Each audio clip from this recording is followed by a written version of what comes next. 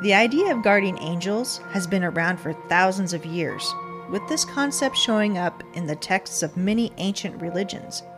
These texts are full of stories about angels visiting people on Earth, announcing important events, guiding them in their missions, protecting their lives, and even helping out in battle. So what is a guardian angel? In its most basic sense, it is an angel that is given an assignment or a mission to help, protect, and guide an individual. This could be helping a person at one specific time in his or her life, or guiding that individual throughout all of life. Some people believe that these angels are family members who have passed on to the next life, and some believe that they are angelic warriors. Perhaps, or maybe, they're both. Today we'll be discussing some real-life encounters with what some believe to be guardian angels. In Christianity, an angelic hierarchy was put forth by Pseudo-Dionysius in the 5th or 6th century in his book called On the Celestial Hierarchy. Dionysius described 9 levels of spiritual beings, which he grouped into 3 orders. The highest order included seraphim, cherubim, and thrones. The middle order, dominions, virtues, and powers. The lowest order included principalities, archangels, and angels. We are perhaps most familiar with the concept of archangels, as these beings are mentioned several times throughout the scriptural texts, and include Michael, Gabriel, and Raphael, but others such as Uriel are mentioned as well. Archangels are also mentioned in Islamic texts, and include beings such as Jibril, Mikael, Israfil, and Azrael. Jewish literature, such as the Book of Enoch, also mentions Metatron as an archangel, as well as several other named angels who fell from heaven. For more information on the hierarchy of spiritual beings, you may want to take a closer look at the concept of the Divine Council and research conducted by Michael Heiser. Regardless of the hierarchy of these beings, several people have had experiences that they believe are nothing short of angelic. One role the guardian angels seem to have is to protect us. Such was the case for Dr. Brown. His story took place in the 1930s, and is told on the website Opus Sanctorum Angelorum. Dr. Brown was a physician during the Great Depression and lived in Chicago in a time when doctors still made house calls.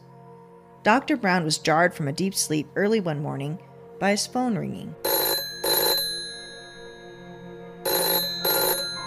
When he answered the phone, a man begged him to come to 17 Allen Street. The doctor, groggy and tired, started on his way. The trip was lonely, and the neighborhood was on the so-called far side of the tracks, in an area of town where you would be uncomfortable walking around even during the daytime, let alone in the dark hours of the morning. Finally at the residence, Dr. Brown found it strange that the house was dark. There were no lights on. He knocked, waited, then knocked again. There was no answer. Finally, after the 3rd knock, he heard a man call gruffly through the door. "Who's there?" Dr. Brown responded. "It's Dr. Brown. I received an urgent call for medical help. Is this 17 Allen Street?" The angry voice called back. "Yes, it is, but no one called you. Get out of here." Confused, the doctor withdrew and scanned the street, searching for lights that might indicate where his help was really needed. He didn't see anything. He reproached himself for not writing the address down right and went back home. Maybe it was a prank, but given that there was no follow-up phone call, he soon put the incident out of his mind. Several weeks later, he received another call from the emergency ward at the hospital.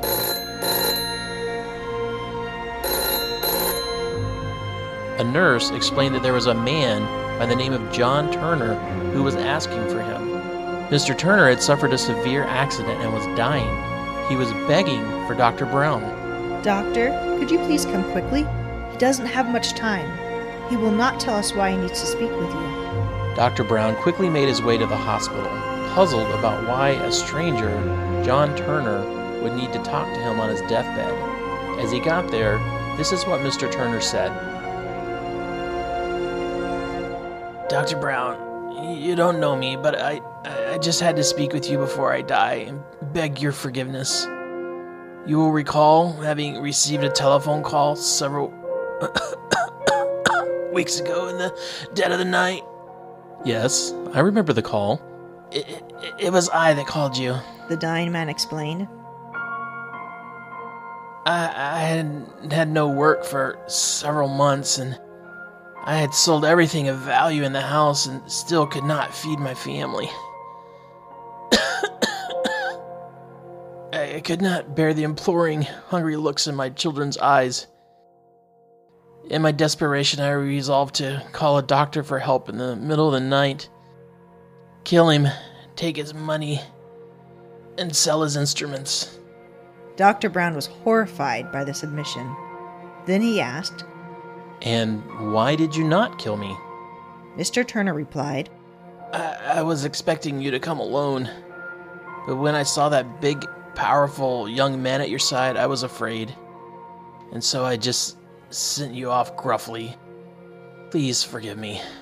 Dr. Brown quickly forgave him, but a cold chill still filled him as he realized that the house call he made in the middle of the night could have killed him. He hadn't realized the protection that came with him as he made that dangerous house call, but he knew that the powerful young man must have been an angel. Without even knowing he wasn't alone, Dr. Brown was still protected. There is a similar story of angel protection from a user on Reddit. A friend of mine told me about an experience his grandmother had when she was home alone once. In the middle of the day, someone knocked on her door. When she went to answer it, she was greeted by a man with a knife, ready to kill her and loot the place. But when he saw her, he went pale and ran. He was later caught and questioned about why he ran, and his response was, When the door opened, I saw two large and strong men standing behind her. And to this day, my friend swears that it must have been two angels sent to protect her. Sometimes a guardian angel will be a voice of warning, keeping you safe. There is a story told on Reddit of a man who was saved from a deadly encounter. When I was a young man, I spent some time traveling the world and eventually ended up in South Africa, just outside of Durban. I met a friend there, and he wanted to show me this scenic waterfall, so he hopped on his motorbike and headed off. The waterfall was breathtaking, and we wasted no time jumping in the water and swimming. Soon I became cold and decided to get out of the water, dry off, and head for a dry piece of grass that I had spied. As I was headed for the patch, I was just about to step over a log when I heard this loud, booming, masculine voice shout, "Stop!" It was strange because I didn't actually hear the voice with my ears, but more so felt it as like it reverberated inside my head. There was no one else around, but it was so clear I stopped and looked around with my foot still frozen in the air. When I scanned the ground just where I was about to step, that's when I saw it. There was a snake. But not just any snake, it was a black mamba, one of the most deadly snakes in the world. I retracted my leg, backed up as slowly as I could, and retraced my steps to safety. Later, as I was considering what happened, the only thing that made sense was that the voice must have been my guardian angel, looking out for me and protecting me on my journeys. Sometimes angels are sent to warn us. There is a story from Catholic.org that tells us how an angel saved a young woman from danger by giving her a premonition. I had just turned 21 and was getting ready to go out to a club with a friend. As I was getting ready for the evening, I started to feel really unsettled. I had this feeling that we were going to get in a car accident, and if I went, I wasn't going to walk away from it. This was before cell phones, so I couldn't just call my friend and let her know I wasn't going. So I just waited for her to show up.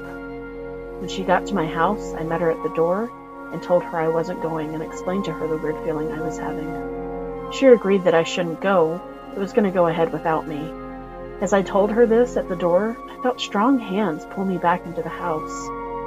The really strange thing is that as soon as she left, the feeling completely stopped. Later that night, my friend did get into a car accident, and while she was fine, the entire passenger side of her car was crushed. Sometimes angels actually intervene and save us. On BeliefNet.com, John Boston tells a story of where an angel saved him after a car accident. I was driving down the road, when another car crossed the center line. I swerved to miss the vehicle and struck a utility pole, which sent the live transformer crashing onto my car. The transformer was sparking in the middle, and glass began to buckle under the intense heat of thousands of volts of electricity surging through my car. The seatbelt was stuck, and the door wouldn't open. I was stuck. It was at this point that a scruffy-looking stranger came out of nowhere, walked up to my car, opened the door easily, and removed me from the car. We were only about 20 feet away when the car exploded into flames. He told me, "My name is Johnny. The police are almost here, and I can't be here when they arrive, but you're going to be okay." Then he was just gone.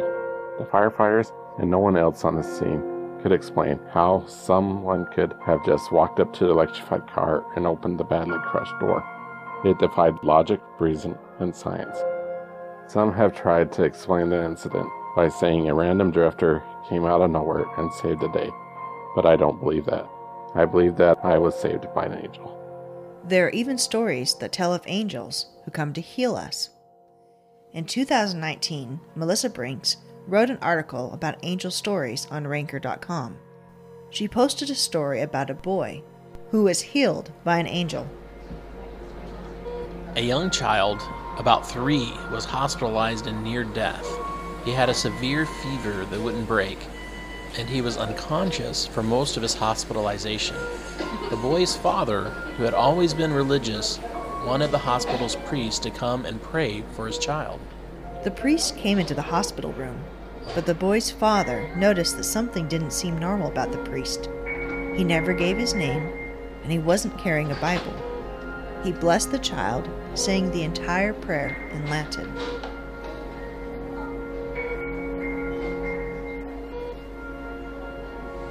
The child's parents were not married, and since the priest was in the room, they decided to go ahead and ask him why they had not been able to have another child. They had been trying unsuccessfully for over a year. The priest told them that they would not have any more children until they were married.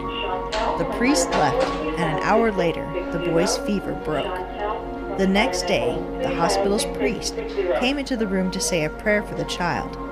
The dad was confused because he said that a priest had already come in and given his son a blessing. The priest was confused because there were no priests on duty the day before. The father checked with all of the hospital staff and their visitation book, and they couldn't find the mysterious man who had given their son the miraculous blessing. The child's parents were married soon after this incident, and a month after their marriage, the wife became pregnant with another boy. They never found out who the mysterious man was, but this family likes to believe that it was the boy's guardian angel. Angels are often there to help us during difficult times. We may not know they are there, but some people do seem to get a glimpse. On Catholic.org, Russell Gooding tells a story of his angel encounter. I've always had the desire to feel close to God, and have strived to live my life in a way that would exemplify what God wanted for me. After several heartaches and misfortunes, I was beginning to question why God would allow me to suffer so much. One Friday night, I decided to do something special for my wife and surprise her by picking her up from work, so that she didn't have to drive home alone in a blizzard. We lived in Montreal, and she worked downtown at a discount shop that sold dresses. It had been snowing heavily, and there was around a foot of snow on the ground, and the snow was still pummeling the deserted streets. I had to be at the store at 10 p.m., but at 9:45, when I went out to my vehicle, I discovered my tire was flat. So I quickly grabbed my electric pump and aired it back up.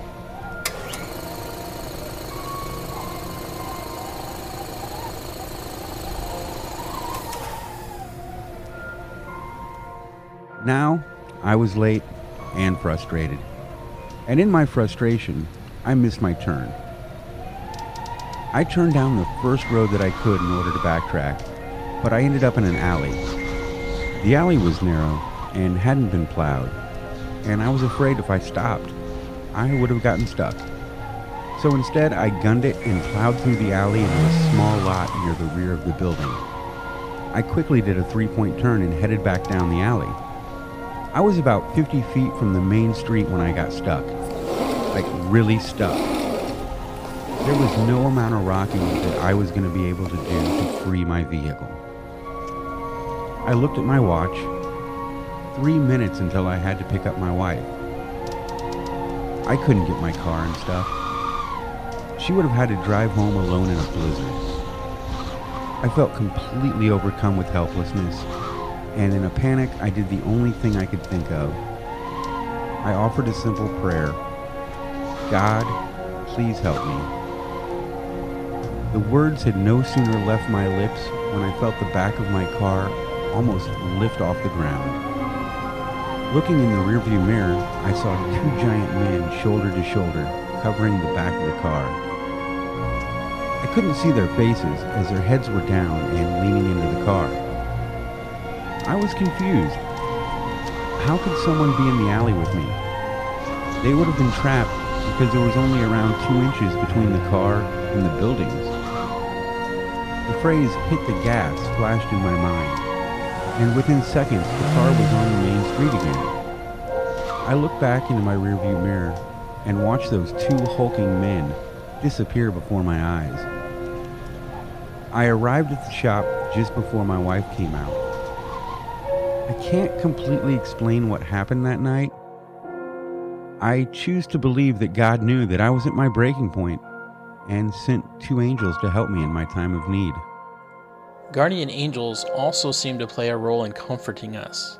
Angela Cochran from Lafayette, Indiana, told a story on Catholic.com about how angels comforted her during a very scary time. Angela and her husband were traveling through town when they came to a stop sign. For some reason, the atmosphere became very still and quiet. At the same time, she got a very uneasy feeling. Immediately, she heard a loud screeching noise and felt a huge impact.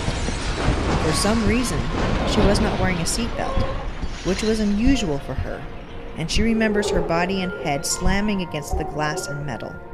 All of a sudden, a bright light, with the smiling faces of her grandmother and great-grandmother wrapped around her like a blanket.